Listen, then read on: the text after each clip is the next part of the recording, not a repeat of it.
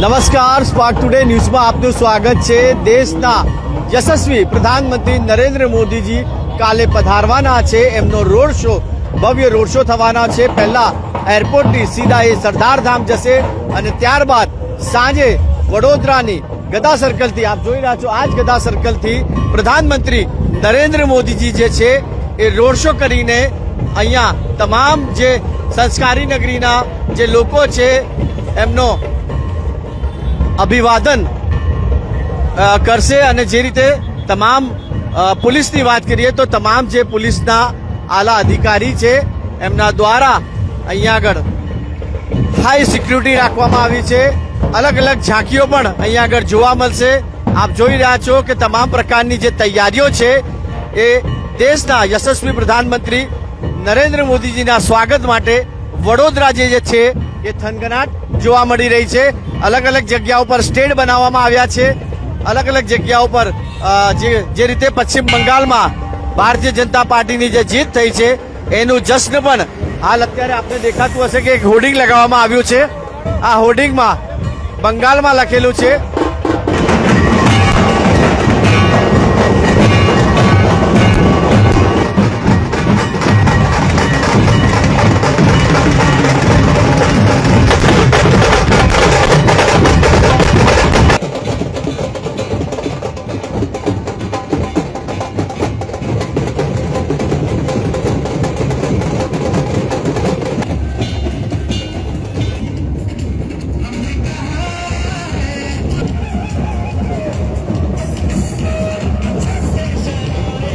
SPG થી લઈને તમામ જે ચેકિંગ છે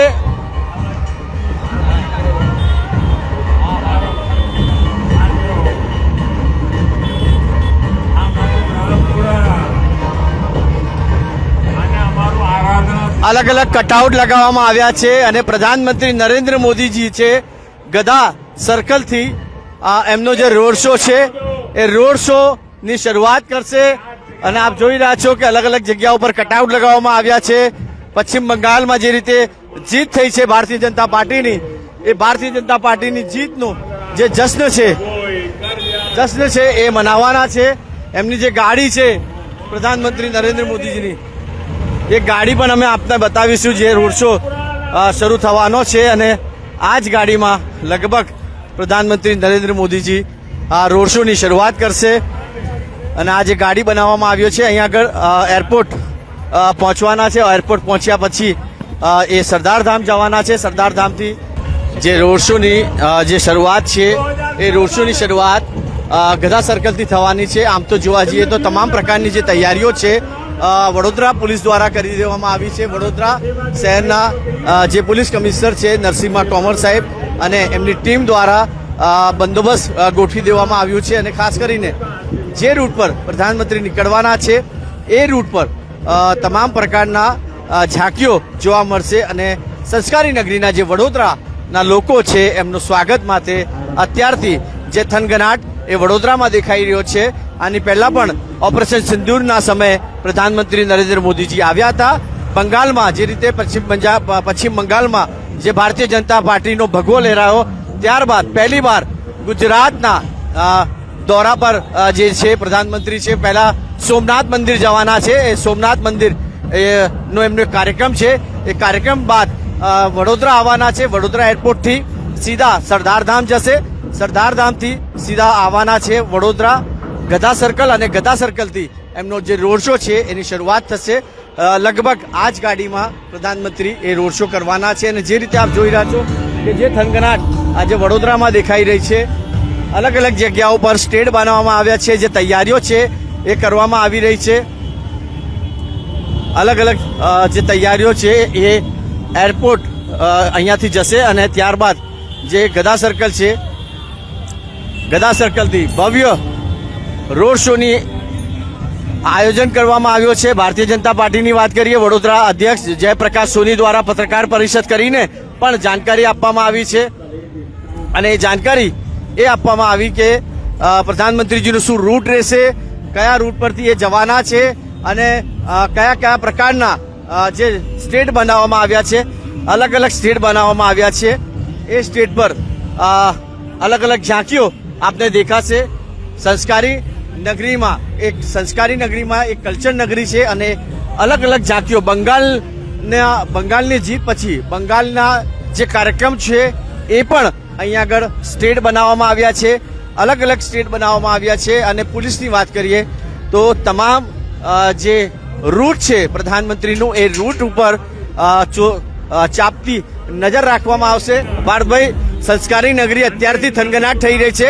વડાપ્રધાન જે યશસ્વી પ્રધાનમંત્રી છે એમની તૈયારીઓમાં આવવા માટે. જે કૌશરભાઈ આપને ખબર જ છે અને વડોદરાની જનતા હર હંમેશ માટે વડોદરાની કર્મભૂમિ જેમની રહી છે, માનનીય પ્રધાનમંત્રી શ્રી નરેન્દ્રભાઈ મોદીજીનું સ્વાગત કરવા માટે આપ જોઈ શકો છો કે ખૂબ જ ઉત્સુક છે. અને વડોદરાની જનતા કાલે સ્વયંભૂ રીતે મોદી સાહેબના ભવ્યાથી ભવ્ય રોડ શોમાં ભાગ લેશે. કેવી તૈયારીઓ છે? ભારતીય જનતા પાર્ટીના અધ્યક્ષે આજે પત્રકાર પરિષદ કરીને જવાબ આપ્યા છે, પણ ભારતીય જનતા પાર્ટીની કેવી કાર્યકર્તાઓની તૈયારી? કેમ કે યુવાઓ કાર્યકર્તાઓ બી ખાસા આપણા રેલીમાં બી યુવા મોરચાના આશરે 19 વોર્ડમાંથી 2000થી વધુ કાર્યકર્તાઓ અલગ અલગ વોર્ડમાં રેલી કાઢી અને પ્રધાનમંત્રીશ્રીના આગમનની પૂર્વ સંધ્યાએ અહીંયાથી એક માનનીય અધ્યક્ષ શ્રી જયપ્રકાશભાઈ સોનીના અધ્યક્ષતામાં આજે એક રોડ શોનું રિહર્સલ અહીંયાથી એક રિહર્સલ સ્વરૂપે આજે જોડાશે. રિહર્સલમાં કોણ જોડાવાના છો? કેમ કે જે રીતે ગરમી છે તો ગરમીને લઈને પણ કેવી વ્યવસ્થા અહીંયા આગળ રાખવામાં આવી છે? ગરમીને લઈને અહીંયા પાણીની વ્યવસ્થા છે અને આવતીકાલે પણ લીંબુ પાણીથી માંડી અને ચોકલેટ પણ કાર્યકર્તાઓને આપવામાં આવી છે, તો જેથી કરીને ગરમી તો અસર નહીં જ થાય, કારણ કે 6 વાગ્યા બાદ રોડ શો શરૂ થશે તો કોઈ અસર નહીં થાય. વડોદરા ભારતીય જનતા પાર્ટી તો તૈયાર છે. સંસ્કારી નગરીને શું મેસેજ આપશો? લાઈવ જોઈ રહ્યા છે લોકો તમને. સંસ્કારી નગરીના તમામ નગરજનોને આવતીકાલે સાંજે 5:30 કલાકે ગદા સર્કલથી લઈ અને એરપોર્ટ સુધી માનનીય પ્રધાનમંત્રી શ્રી નરેન્દ્રભાઈ મોદી સાહેબના રોડ શોમાં જોડાવા માટે આપના માધ્યમથી એક હાર્દિક અપીલ કરું છું. અને આવો આપણે સૌ ભેગા મળીને આપણા પ્રધાનમંત્રીશ્રીનું સ્વાગત અભિવાદન કરીએ. આવો આપણે સાથ મળીને આપણા પ્રધાનમંત્રી નરેન્દ્ર મોદીજીનું સ્વાગત અને અભિવાદન કરીએ. જી હા દર્શક મિત્રો, ભારતીય જનતા પાર્ટીના તમામ જે કાર્યકર્તાઓ છે એ તો તૈયાર છે અને જે રીતે અત્યારથી એક થનગનાટ વડોદરામાં જોવા મળી રહ્યો છે અને એ થનગનાટ જે રીતે વડોદરા મહાનગર સેવા સદન કમિશનર અરુણ મહેશ બાબુ છે, આપણી સાથે તુવેર સાહેબ છે. તુવેર સાહેબ, પોલીસ તો લાગી છે, ભારતીય જનતા પાર્ટીના કાર્યકર્તા બી લાગે છે. વડોદરા મહાનગર સેવા સદનથી શું વ્યવસ્થા રાખી છે? વડોદરા મહાનગરપાલિકા, પોલીસ વિભાગ અને જિલ્લા વહીવટીતંત્ર દ્વારા માનનીય વડાપ્રધાનશ્રીના આગમનને અનુલક્ષીને તમામ તૈયારીઓ પૂર્ણ કરવામાં આવી છે. અત્યારે આપણે રોડ શો કરીશું અને આવતીકાલે ફાઇનલ રોડ શો થશે. એના અનુસંધાનમાં બોર્ડ બેનર લાગ્યા છે, લાઇટિંગ થઈ છે, મ્યુઝિક થઈ છે, સફાઈની વ્યવસ્થા થઈ છે, પોલીસ બંદોબસ્તની વ્યવસ્થા, તમામ જે વ્યવસ્થા છે એ માનનીય વડાપ્રધાનશ્રીના આગમનને અનુસંધાનમાં કરવામાં આવી રહી છે. સંસ્કારી નગરીના જે લોકો છે એ તો સ્વાગત કરી રહ્યા છે. એક દુલ્હનની જેમ સજાઈ દેવામાં આવ્યું છે. ચોક્કસથી વડોદરા મહાનગરપાલિકા દ્વારા પણ રોશની કરવામાં આવી છે. તેની સાથે સાથે નાગરિકો, વેપારીઓ, મહામંડળો તરફથી પણ રોશની કરવામાં આવી રહી છે. આતા તુવેર સાહેબ અને કહી રહ્યા છે કે વડોદરા મહાનગર સેવા સદન તરફથી પણ તમામ જે આપ જોઈ રહ્યા છો, મારા કેમેરામેન નિહાળને કહીશ કે આવા પ્રકારના હોર્ડિંગ લગાવવામાં આવ્યા છે. જે રીતે પ્રધાનમંત્રી નરેન્દ્ર મોદીજીની વાત કરીએ, એ પધારવાના છે, વડોદરા પધારવાના છે અને આવામાં સંસ્કારી નગરીના જે લોકો છે એમના સ્વાગત માટે અત્યારથી એક અલગ જ થનગનાટ જોવા મળી રહ્યો છે. અને આ થનગનાટ એટલા માટે છે દર્શક મિત્રો, કેમ કે પશ્ચિમ બંગાળમાં વર્ષોથી જેની રાહ જોઈ રહ્યા હતા, પશ્ચિમ બંગાળમાં જે ભારતીય જનતા પાર્ટીની સરકાર બની છે, આ કાર્યકર્તા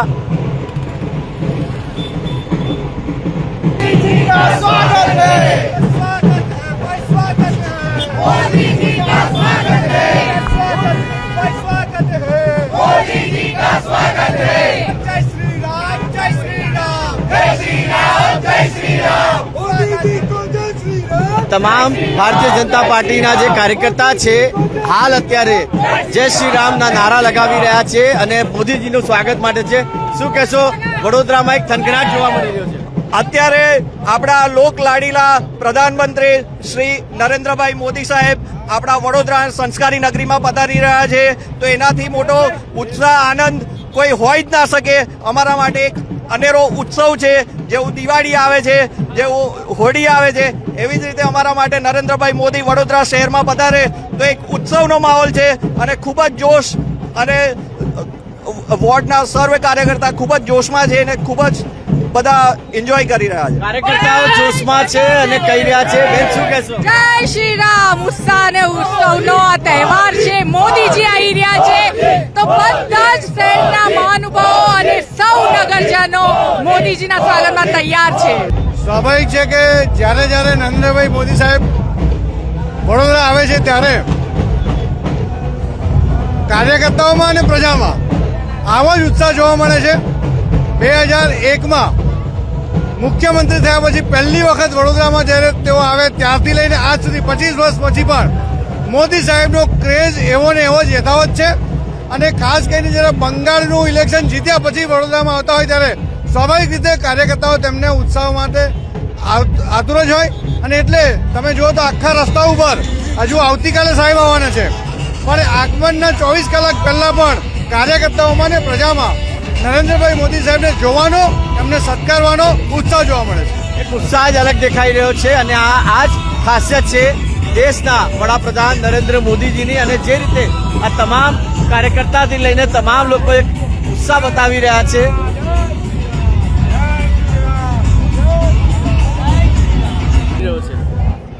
સમગ્ર દેશની જેની નજર હતી તો બંગાળનો ગઢ જીતા પછી નરેન્દ્ર મોદીજી ગુજરાતમાં અને એની કર્મભૂમિ આવી રહ્યા છે ત્યારે વડોદરાના લાખો યુવાનો યુવતીઓ ભાઈઓ બહેનો એનું સ્વાગત કરવા માટે તૈયાર છે. અને એના ભાગરૂપે તે આજ લોકો એડવાન્સની અંદર આવતીકાલે ભવ્યથી ભવ્ય સ્વાગત થાય છે. એના માટે આજના દિવસે અહીંયા ગદા સર્કલ ઉપર ભેગા થઈ અને રિહર્સલ કરે છે અને ન ભૂતો ન ભવિષ્ય એવું સ્વાગત કરવા માટે થઈ અને ભારતીય જનતા પાર્ટીના કાર્યકર્તાઓ તેમજ સમગ્ર વડોદરા શહેર ખંગની રહ્યું છે. ભારત માતા કે જય, વંદે માતરમ, જય જય. ખૂબ વડોદરા સંસ્કારી નગરી અને એમાં પણ અમારી મહિલાઓ જે ખૂબ ઉત્સાહિત થઈ છે અને આજે ખૂબ મોટી સંખ્યામાં મહિલાઓ પણ જોડાઈ છે.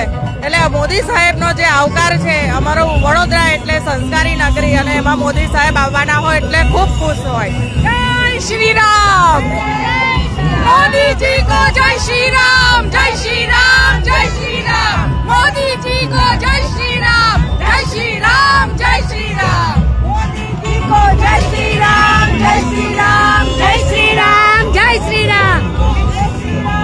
આપ જો ભારતીય જનતા પાર્ટીના ઇતિહાસની અંદર ના ભૂતો ના ભવિષ્ય દેશ આઝાદ થયા પછી પશ્ચિમ બંગાળમાં પ્રથમ જીત હિન્દુત્વના નામ પર જે મળી છે ને ત્યાર પછી આખા દેશના લોક ચાહેલા આપણા વડાપ્રધાન નરેન્દ્ર મોદી સાહેબ બંગાળ પછી વડોદરા એમની કર્મભૂમિમાં આવી રહ્યા હોય ત્યારે આપ જોઈ રહ્યા છો સ્વયંભૂ એટલો ઉત્સાહ આજે છે તો ગઈકાલે કેટલો હશે.